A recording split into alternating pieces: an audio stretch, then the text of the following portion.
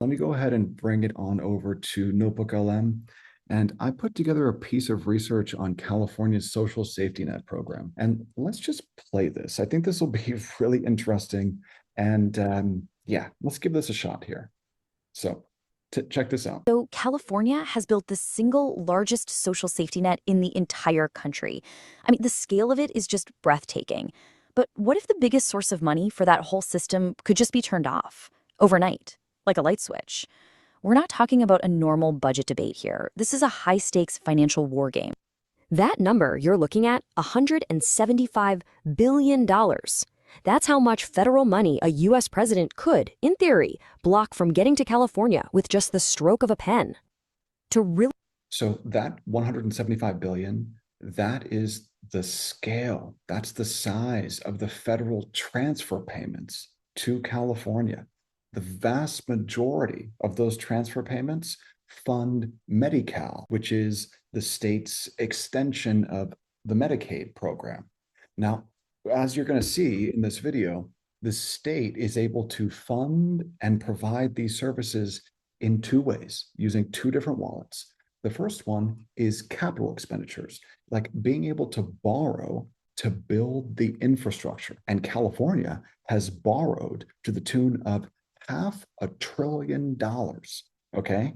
So California has tapped the bond market to be able to build the infrastructure. But California does not have the money to pay to actually provide the services. So think doctors, nurses, salaries, the actual goods that are used in these clinics and hospitals to provide services to people, everything. The state doesn't have the money to actually provide the services. The state has borrowed to build the infrastructure, and the state is relying on the cash flows from the businesses in these buildings pay back the debt in the first place.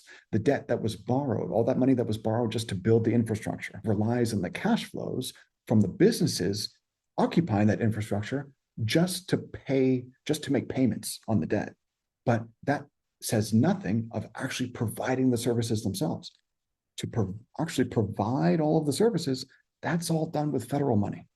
And so what happens if it comes out that there is massive gargantuan fraud in this system? And it looks like it's very, very likely that there is. Well, all of a sudden, you're going to see, Big Daddy, the federal government is going to say, hey, California, what's going on, man? We gave you $175 billion last year, and 90% of it went to, Somali pirates.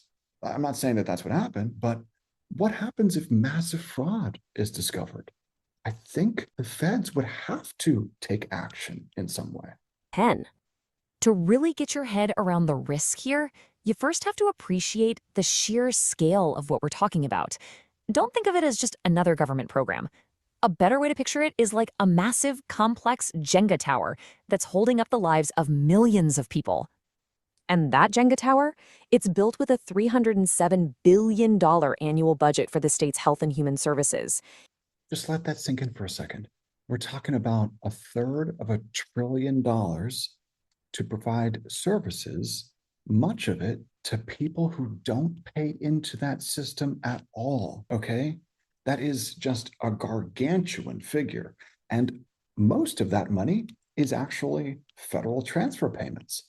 So, again, why should people who don't live in California be forced to subsidize the health care of people who live in California but don't pay taxes? That doesn't make any sense to me. It is an absolutely colossal system, providing a safety net for a population that's bigger than most countries. And this isn't just some abstract number on a spreadsheet. We're talking about health insurance for nearly 15 million people through Medi-Cal. It's food benefits for 5.3 million folks through CalFresh. It's in-home care for hundreds of thousands of seniors.